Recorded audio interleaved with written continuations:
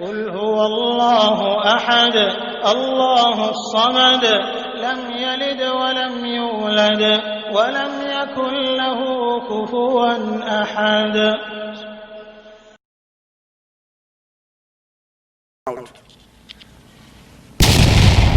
Was the man who brought the most powerful message to this world. A man by the name of Micheal H Hart. He said, and who was Micheal Hart? Micheal Hart was a contemporary historian and mathematician, and he gathered other historians and biographers together. And they said, let us compile a list of the 100 most profound human beings in history. And to make a long story short, they made a category.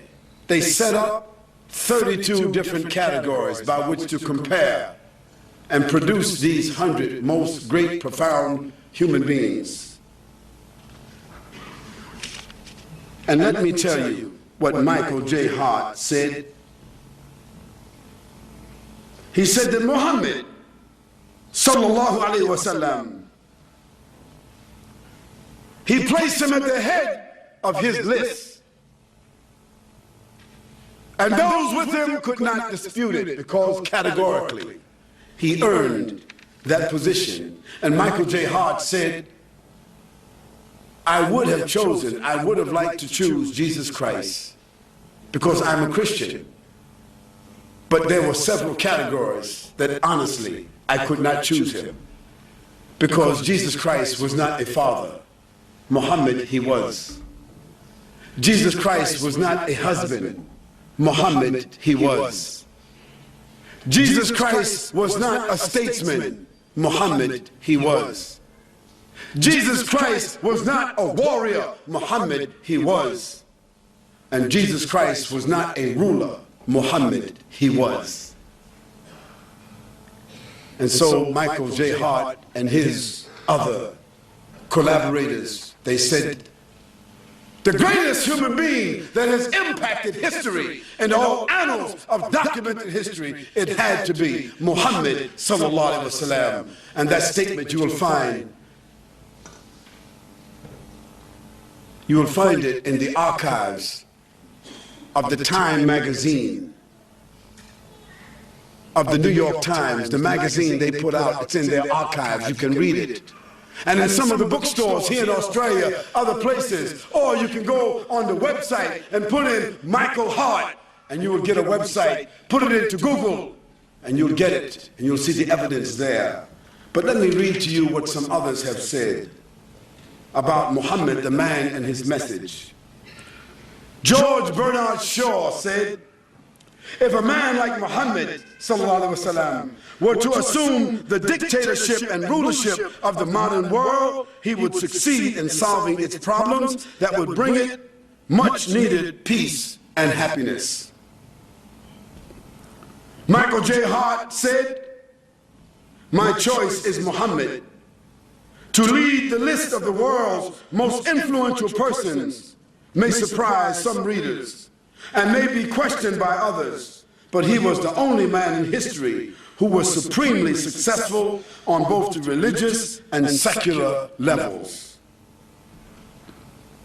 And Casso's Weekly said, in little more than a year, he was actually the spiritual, nominal, and temporal ruler of Medina, with his hands on the lever that was to shake the world.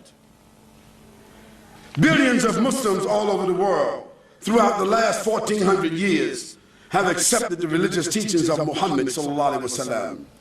An illiterate, often brought up in the harsh desert climate of Arabia, transformed a backward society into a great civilization. O Muslims and non-Muslims, Muhammad, according to the Quran, he was a witness over the believers. He was no more than a messenger. He was a man dealing gently with all people. He was a great favor. He was sent with an irrefutable truth. He was that unlettered prophet. He was a mercy and a messenger. He was a mercy to mankind. He was a witness over the believers, and the believers a witness over mankind. He was a mercy to the world. He was the best example to follow. He was the last prophet of mankind. He was sent to all the mankind and the jinn. He was victorious over all systems, and he was created on an exalted standard. O Muslims and non-Muslims, there's not a person in the whole of history that can compare with Muhammad ﷺ. Not a Confucius, not Gautama Buddha, not Alexander the Great, not Bonaparte Napoleon, not Julius Caesar, nor Constantine, not Mahatma Gandhi, not King Richard or King Ferdinand, not Winston Churchill, not Charles Darwin, not Mao Zedong, nor Deng Xiaoping, nor Karl Marx, not Albert Einstein, not Martin Luther or Martin Luther King Jr., not George Washington, not John F. Kennedy, and certainly not Bill Clinton. Not Tony Blair, nor John Howard, nor George Bush Sr. or George Bush Jr. Not you, not me, not our parents, nor our grandparents, nor any of our ancestors can match this man Muhammad sallallahu alaihi wasallam. You.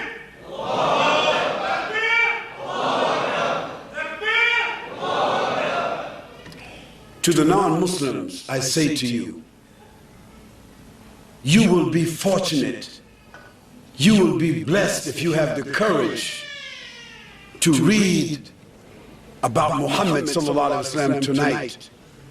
Go home and read about Muhammad sallallahu alaihi wasallam tonight, if you dare. If you're not afraid of change.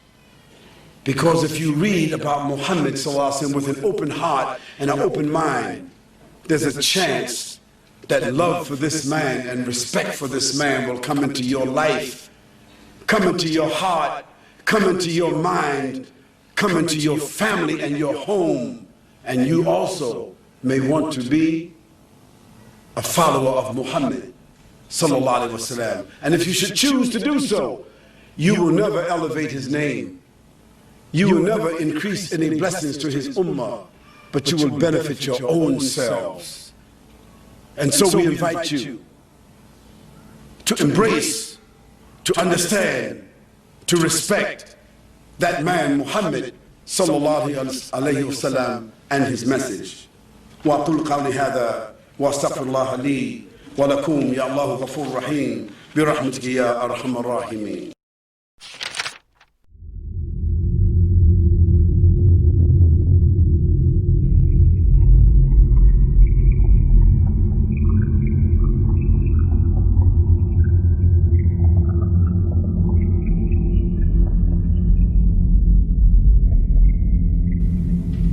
Years,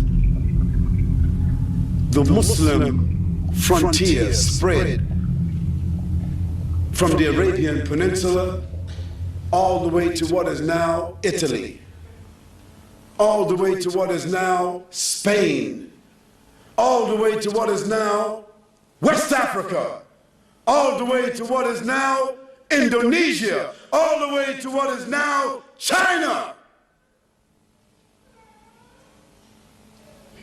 This is what Allah manifested from that man and from that message and from that revelation and from that inspiration, and that legislation still is in the earth today. And there's not a book that has ever been revealed in this world that anybody can stand up and say, we have preserved the Torah of Musa. If they said it, you're liars. You don't know what is the Torah of Musa. It has been lost. It has been changed. You cannot say, I have the Zabur, the Psalms of David. You lie. It has been changed. It has been altered. It has been lost. You cannot say, we have preserved the Bible. You lie. Not even the Pope knows what the Bible is. Not even the 352 organizations or denominations, because they don't even agree what the Bible is. And if we took all of their books and threw them in the ocean, along with the Qur'ans, take all the Qur'ans and all the Bibles and all the Torahs and all the Zabur and all the other books, throw them in the ocean, all the religions would have no way to get their message back. But because Allah caused that revelation that came to Muhammad ﷺ, that inspiration that came to Muhammad ﷺ, that legislation that is in the world today, every place Muslims gather, there's at least one or two or three that has memorized this book since that time. I ask, let a Muslim who has memorized the Quran as a tradition from Muhammad ﷺ, please stand up here. Anyone who has memorized the Quran in this room, stand up please. 1, 2, 3, 4, 5. I have never been anywhere in the world and made that statement where at least one Muslim could not stand up and say, I have memorized the entire Quran.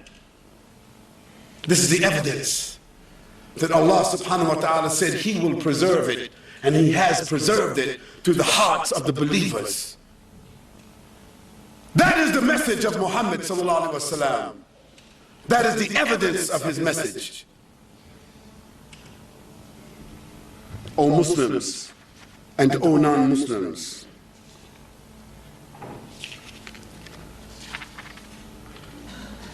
the Prophet Muhammad sallallahu alaihi wasallam was the only prophet that realized his vision, and he became the executive and the law preserver.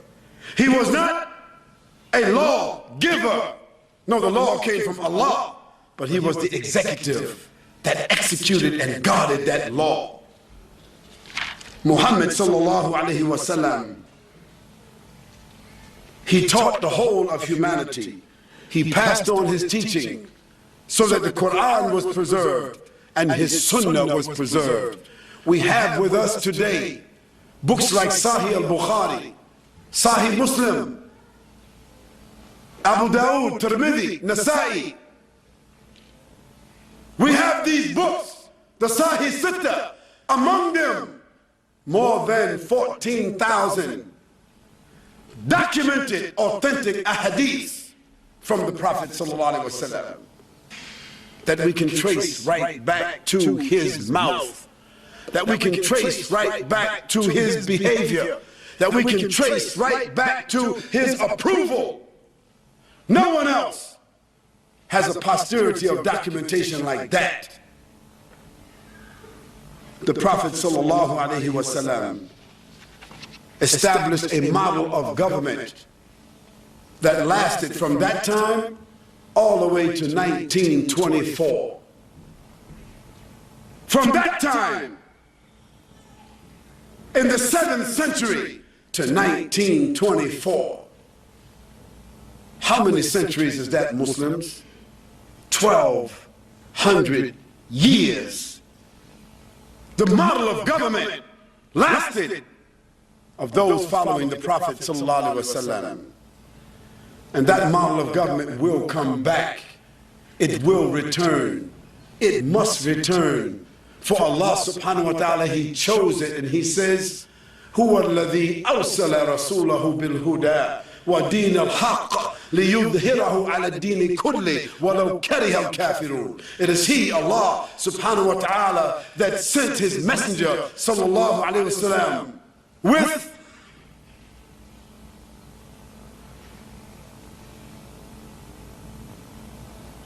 the Deen al-Haq.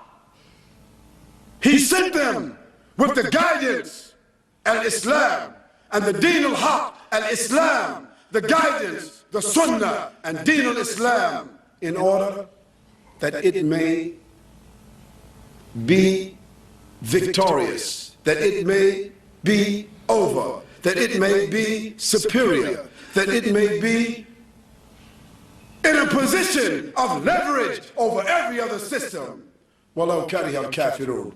Even if the unbelievers don't like it.